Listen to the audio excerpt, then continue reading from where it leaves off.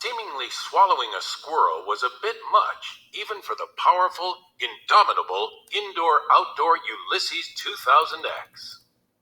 Mrs. Tickham's birthday machine let out an uncertain roar and stuttered to a stop. Mrs. Tickham bent over and looked down at the vacuum cleaner. There was a tail sticking out of it. "For heaven's sake," said Mrs. Tickham, "what next?" She dropped to her knees and gave the tail a tentative tug. She stood.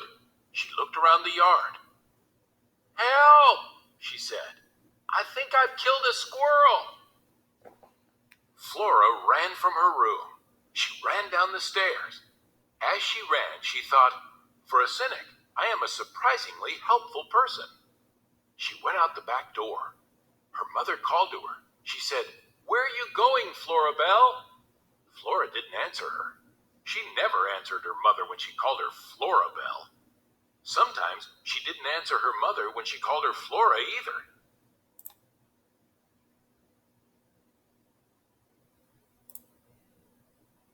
Flora ran through the tall grass and cleared the fence between her yard and the Tickhams in a single bound. "Move out of the way," said Flora. She gave Mrs. Tickham a shove and grabbed hold of the vacuum cleaner. It was heavy. She picked it up and shook it. Nothing happened. She shook harder. The squirrel dropped out of the vacuum cleaner and landed with a plop on the grass. He didn't look that great. He was missing a lot of fur. Vacuumed off, Flora assumed. His eyelids fluttered. His chest rose and fell and rose again. And then it stopped moving altogether.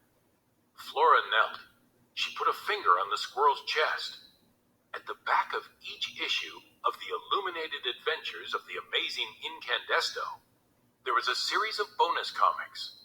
One of Flora's very favorite bonus comics was entitled, "Terrible Things Can Happen to You." As a cynic, Flora found it wise to be prepared. Who knew what horrible, unpredictable thing would happen next?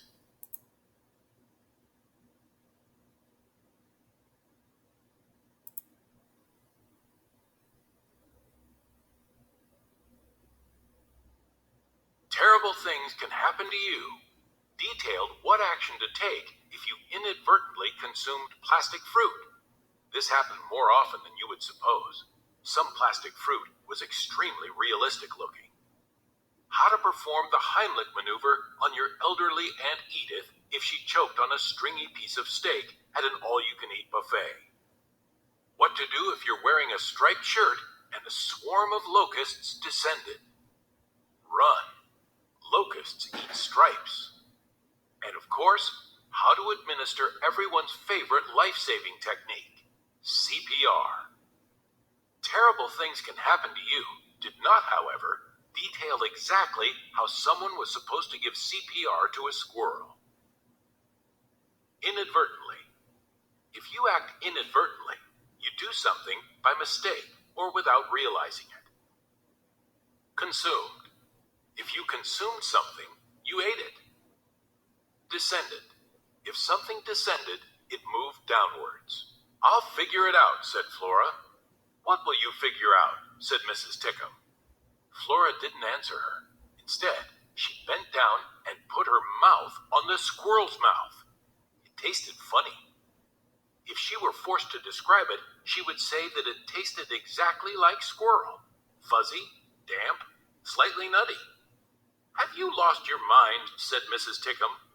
Flora ignored her. She breathed into the squirrel's mouth. She pushed down on his small chest. She started to count. "Breathe." The squirrel obliged, took a deep, shuddering breath, and then another, and another. The squirrel returned. Obliged. If you obliged, you did what you were asked or expected to do.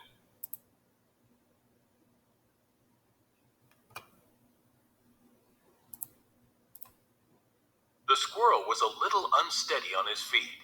His brain felt larger, roomier. It was as if several doors in the dark room of his self, doors he hadn't even known existed,